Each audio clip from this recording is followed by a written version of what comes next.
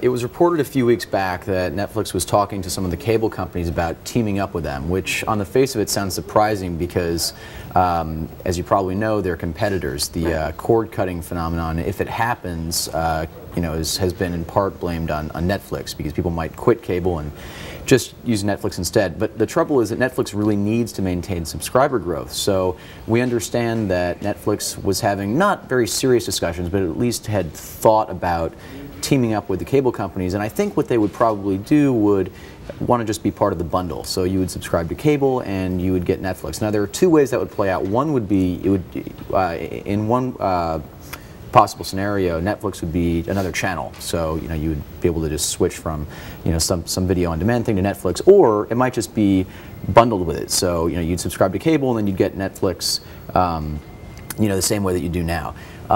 The issue I have with this idea is that it's going to be expensive for Netflix, and if you look at Netflix's financials, while its earnings look okay, in terms of cash flow the company doesn't look really great, and that's because it's made a lot of very big commitments to buying streaming content over the next few years.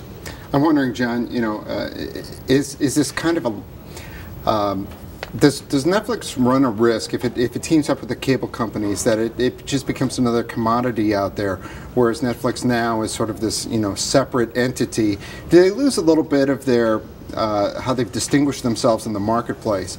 If you're going on, and how long before what cable companies can offer can catch up to what Netflix offers, and so why even bother? That's an interesting idea. I mean, you're right. At the moment, Netflix is way ahead of everyone else. They've got 22 million streaming subscribers.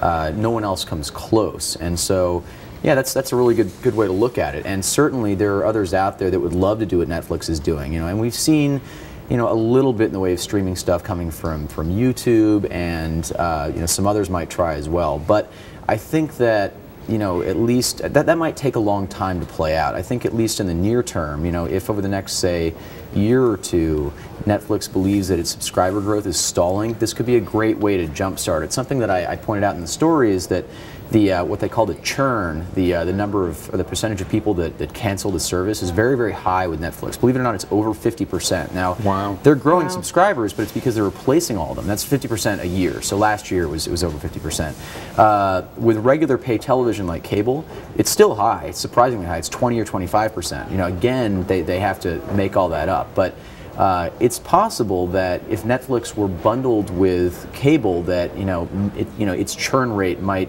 converge a bit with cables. If there's something about cable that makes people stick to it a little bit more.